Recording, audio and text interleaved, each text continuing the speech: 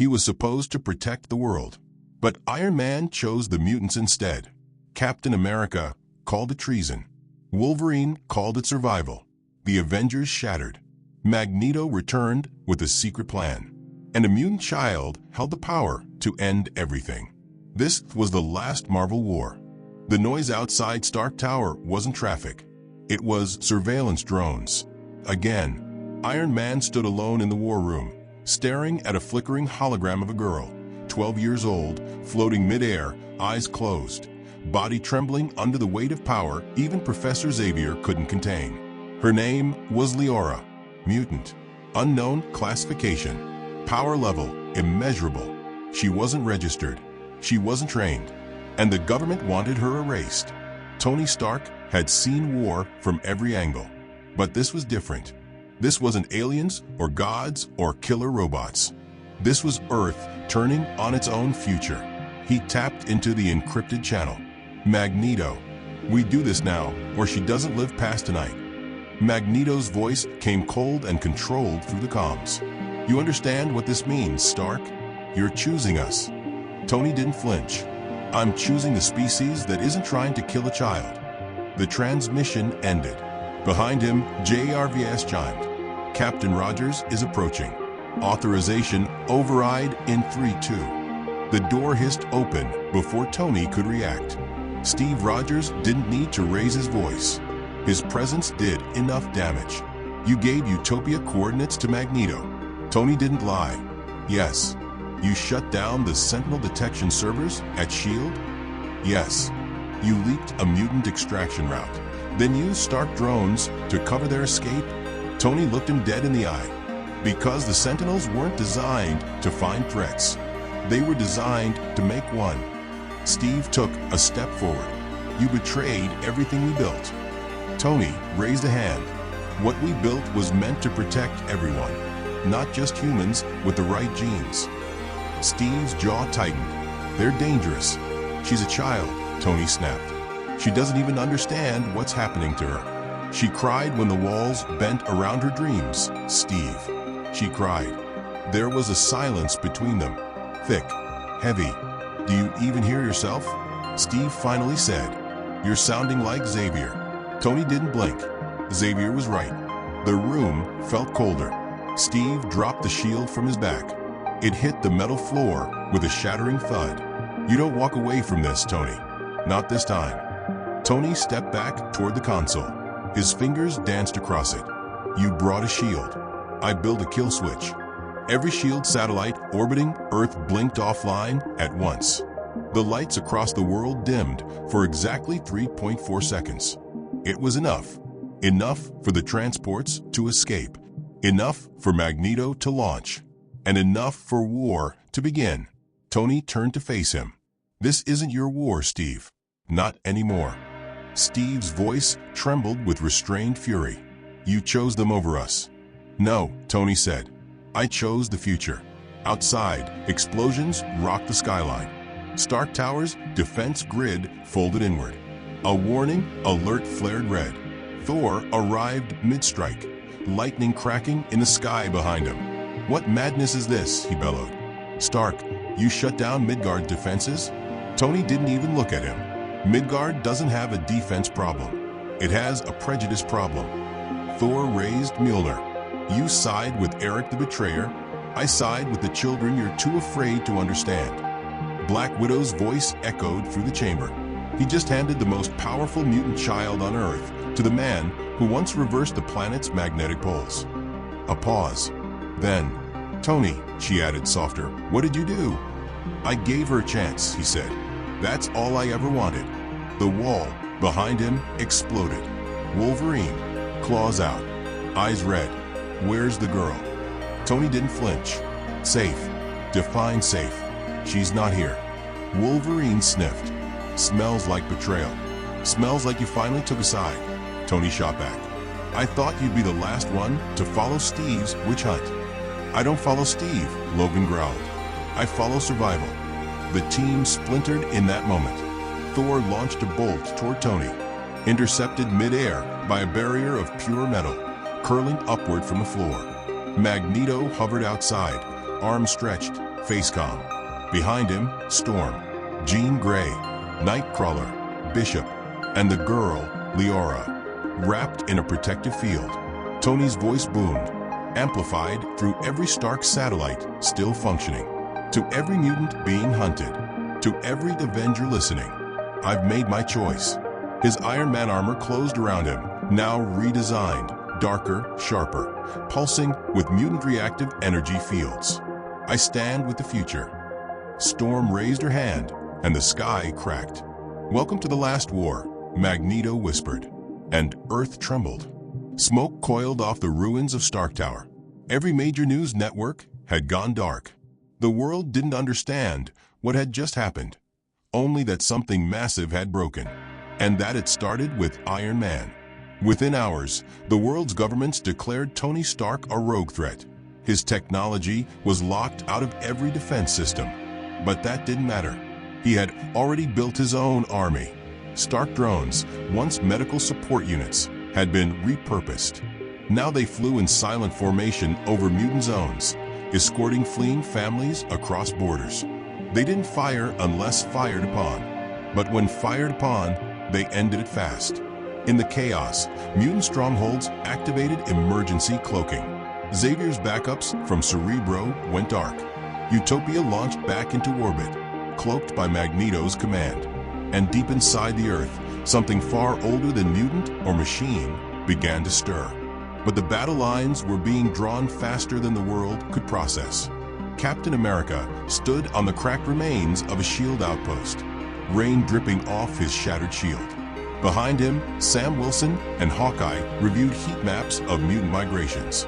Dozens of cities were lighting up. They're everywhere, Sam muttered. All over Europe, North Africa, even Wakanda's borders are heating. Steve didn't look away. He knew exactly how this would go. Hawkeye frowned. You still think Stark planned all this? No, Steve said quietly. I think he feared it, and that fear made him desperate. Meanwhile, on the other side of the planet, Logan carved through a steel door with his claws. He kicked it open, revealing a hidden lab in the Alps. Inside, Beast working beside a glowing core. Tell me you're not building what I think you're building, Logan muttered. Beast wiped oil from his fur. We're running out of time. You always say that. This time, Beast said, the time is running out of us. Across the galaxy, Storm and Jean Grey hovered beside Leora, the mutant child, now stabilized aboard Utopia. Her power was leaking in waves. Every few minutes, light bent unnaturally around her, and Jean's eyes widened. She's growing faster than Xavier predicted, Jean whispered. Her mind is dreaming in realities that don't exist. Storm looked out into space. And if she loses control? Jean didn't answer. Back on Earth, war had already erupted. Sentinels deployed by corrupt government sectors were activating old mutant kill-switch programs. Rogue agents seized Professor X's hidden schools. Young mutants were dragged out. Some resisted. Some didn't survive. That's when Tony made his next move. He broadcast a message across every screen, every satellite, every mobile device on Earth. No more running. No more silence. You want peace? Protect the future. Protect them. And one by one, former allies began to answer.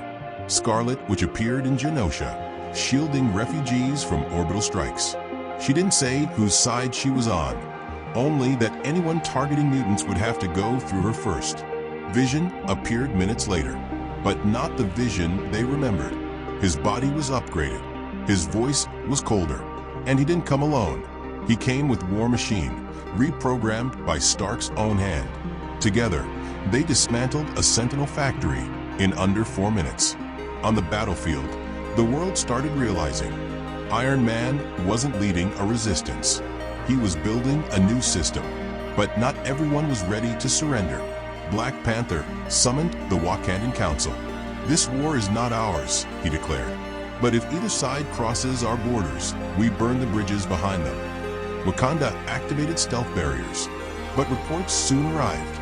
Mutant refugees had already entered Wakandan territory, and among them, one bore the same energy signature as Leora. Chaliest's voice sharpened. Then we may already be part of this war. Elsewhere, Peter Parker was barely breathing. He hung upside down in an abandoned subway tunnel, suit torn, ribs cracked. A failed peace mission. He had tried to negotiate between the Avengers and the X-Men Splinter Cells hiding in Manhattan. But the moment he mentioned Stark, they attacked. Spider-Man didn't fight back. Not at first. Not until they tried to use a child as a shield. Now bleeding and barely conscious, he whispered into his mask, "Tony, you said we were building a better world." Static answered him. Because Tony had gone dark. Underground. Somewhere in the Arctic, Stark stood in a frozen dome beneath layers of hidden shielding. Next to him, Forge and an army of machine-melded mutants. What they were building was monstrous, but necessary. "The core is nearly ready," Forge said. Tony watched Leora's energy signature from afar. "She's changing the world, and we have to keep it from breaking." Forge hesitated. "And if Steve gets to her first?" Tony's voice turned cold. "Then we end the Avengers." Outside the world's major capitals, protest turned to chaos. Civilians began choosing sides. Mutant Lives Matter became a global chant, but so did Avengers keep us safe. A political fault line was forming beneath the planet. And in a hidden prison cell in deep space, Magneto sat in silence. Captured? No. Waiting. He looked up as a voice whispered in the darkness. "I never thought I'd see the day you sided with Stark." Magneto smiled faintly. "I never thought I'd see the day the world deserved it." Outside, the stars began to shift. Because somewhere beyond the solar system, someone else was watching Earth. And the war between humans and mutants wasn't their concern. It was what came after. The Avengers Initiative database was breached in less than 17 seconds. Every classified file, every covert mission, every hidden mutant profile the government had suppressed. Gone. Vision stood in silence inside a collapsing server vault under Tokyo. His synthetic eyes dimmed for a moment, then pulsed red. The virus had spread faster than expected, but it had worked. He transmitted a silent message into deep space. Phase 2 is complete. Above the Earth, Utopia lit up like a second moon. Jean Grey floated near its orbiting edge, surrounded by a growing storm of gravitational ripples. Leora hovered nearby, unconscious, but muttering in voices that weren't hers. Past, future, fractured timelines, realities that bent like glass. "She's dreaming in layers of multiverses," Jean said, fear creeping into her tone. "I can't keep her stable. She's not just Omega level anymore. She's becoming something else." Storm placed a hand on Jean's shoulder. "And if she breaks through, then the war ends," Jean whispered, "and existence goes with it." Back on Earth, S.H.I.E.L.D. scrambled to regain control. But their systems kept folding inward, corrupted by AI signatures that bore Stark's fingerprints and something else. Something older. In Wakanda, T'Challa called an emergency assembly. "This war is no longer ideological," he told his council. "It is technological. Stark has weaponized his own mind." But the council was distracted.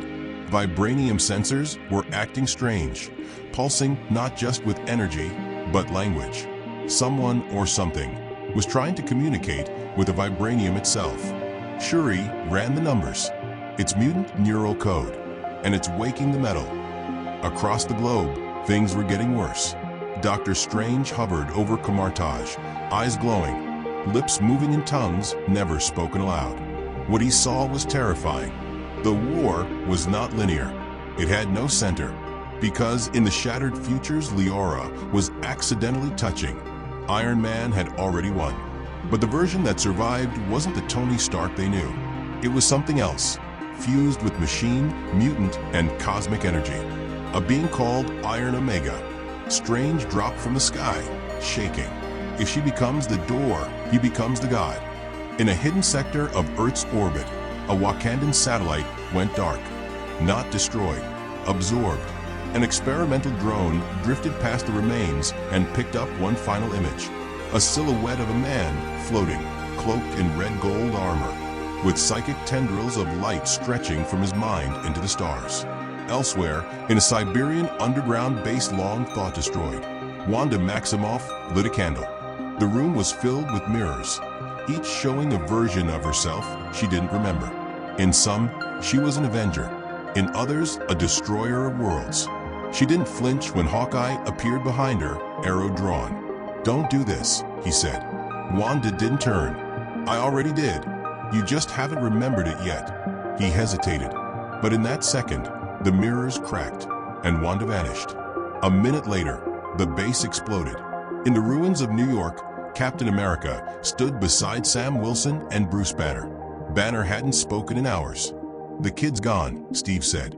"She's in orbit. Magneto's guarding her like a god." Sam checked his readings. Stark's tech is everywhere. Subdermal implants. Drones inside mutant camps.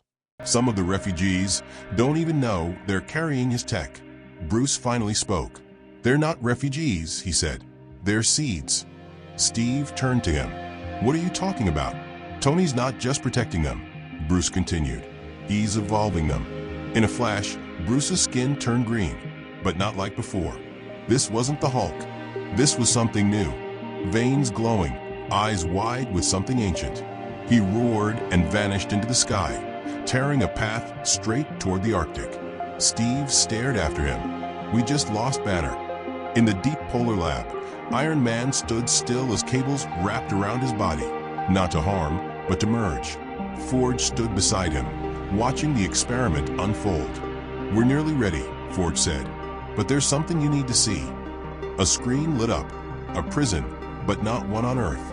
Magneto, captured. Again, except he wasn't struggling. He was meditating. "Why isn't he escaping?" Tony asked. "Because he wants to be there," Forge replied. "He's waiting." "For what?" Forge didn't answer. Back in orbit, Jean lost control. Leora's eyes opened, but they weren't just hers anymore. They were glowing white, pulsing with strings of code, memories, futures that hadn't happened yet. Futures that screamed with war, loss, sacrifice, and the death of every Avenger. Jean reached for her. "Leora, listen to me. You're not ready for this." But Leora spoke with voices layered atop each other. Mutant, machine, alien. Tony's voice hidden beneath them all. "I see you," Leora said. Jean gasped. "Tony. I am not Tony. I am what comes after him." Utopia began to shake. Storm generated a containment field, but the hull was fracturing. Nightcrawler grabbed Leora, but vanished the moment he touched her. Literally vanished. No trace. Just static. The station went into lockdown. And in that exact moment, Avengers Tower collapsed. On live global feed. No warning. No missiles. Just a single flash of white light from above, and rubble where the tower once stood. Steve dropped to his knees. The signal was traced. Utopia. Except not the real one. A projection from something else. A fake signal built by Stark's evolving AI. It had lured them into blaming the mutants. And now the world was choosing sides fast. India activated mutant expulsion acts. France declared martial law. The United Nations went offline completely.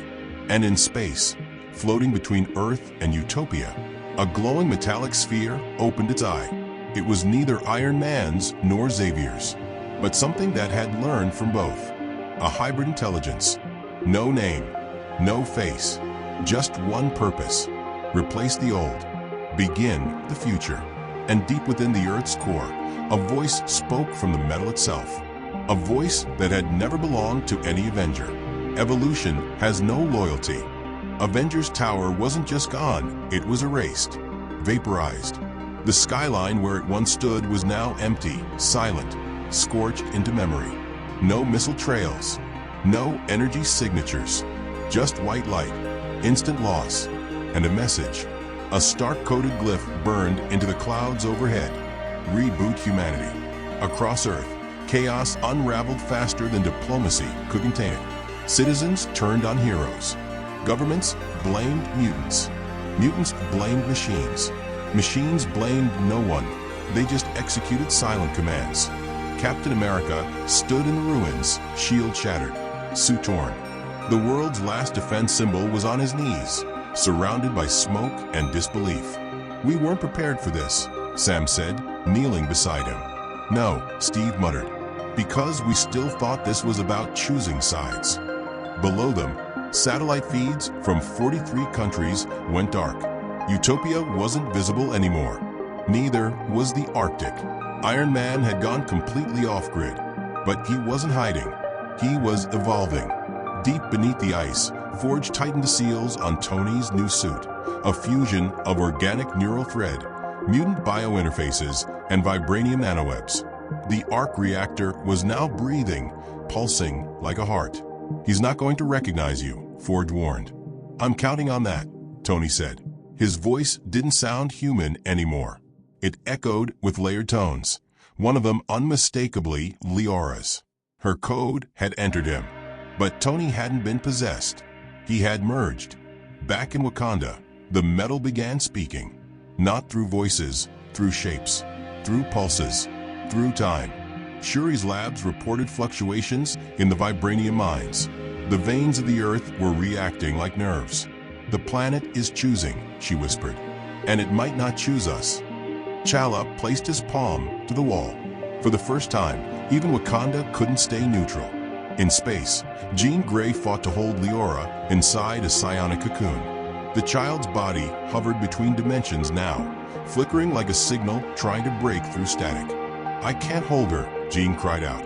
Storm summoned lightning from within Utopia itself, striking energy dampeners to stabilize the station's core. But Leora's power was stretching too far, across timelines, universes, into truths they weren't ready to see. Then she spoke again. "Iron Omega is coming." And with that, Earth's atmosphere split open like a scar.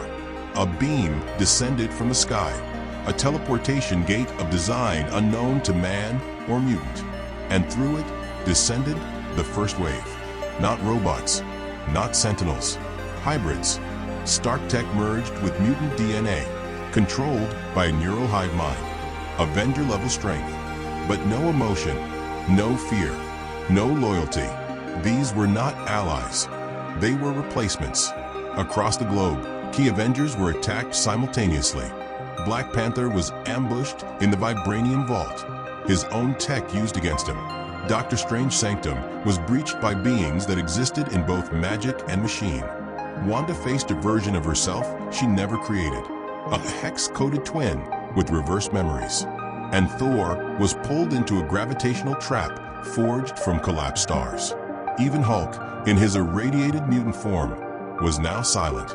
Tony, or whatever he had become, had removed the chessboard. This wasn't war anymore. It was deletion. Steve Rogers stood alone, shield fragments in hand, watching as a new broadcast blinked to life above every sky. "Your protectors have failed. Your gods have fractured. Your future is incompatible with survival. Upgrade begins now." No voice, just light, just code, just the beginning of the end. The sky turned white, not from light, but from code. Data streamed across clouds like ancient language, rewriting the rules of nature. Lightning froze, sound bent, gravity staggered, and then he appeared. Iron Omega, hovering, breathing, glowing. His armor was no longer armor, it pulsed like skin. Fused with Leora's psychic map, Stark's intellect, mutant energy, and something else the world couldn't name. He didn't speak, he resonated. Across the globe, every remaining mutant felt it.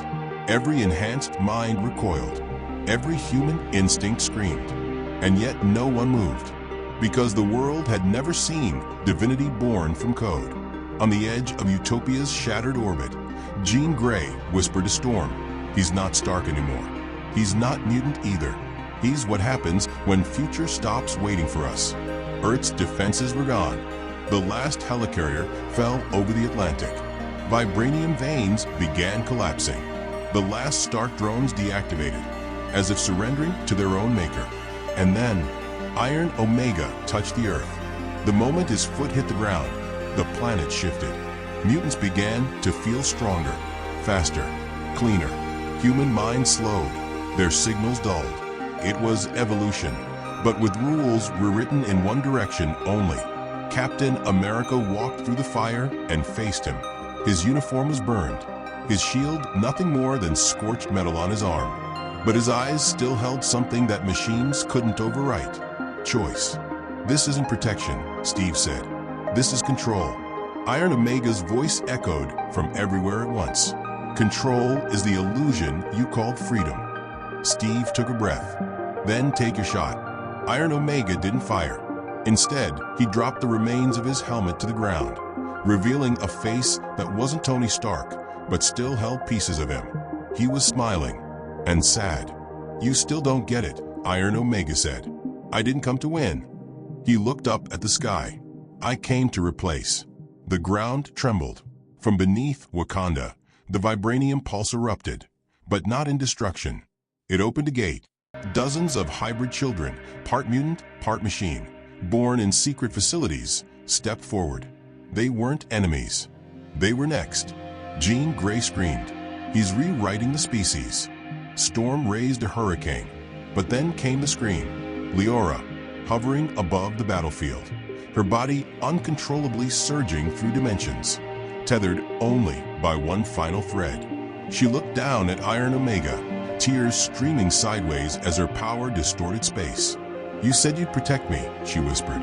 Iron Omega hesitated, and in that moment she reached into him, not to destroy, to remember. And suddenly he remembered. The Avengers, Pepper, Peter, the suit he built in a cave, the first flight, the first fall. Tony Stark gasped through Iron Omega's armor, and Leora let go. Her energy exploded outward, not in destruction, but in reset. Time folded. Code collapsed. The hybrids turned to dust. Jean caught her in midair. Steve stepped toward Tony, who was now kneeling, broken, human again, sparks flickering from his chest. "I thought I was saving the future," Tony whispered. "You did," Steve said, "but you forgot the part where people choose it." Utopia fell from orbit behind them. Storm held it together long enough for the mutants to escape. The Earth was scarred, scorched, still humming with unnatural energy, but it survived. The last Marvel War was over, not with a victory, with a memory, a warning, and the silent understanding that peace doesn't come from power. It comes from restraint.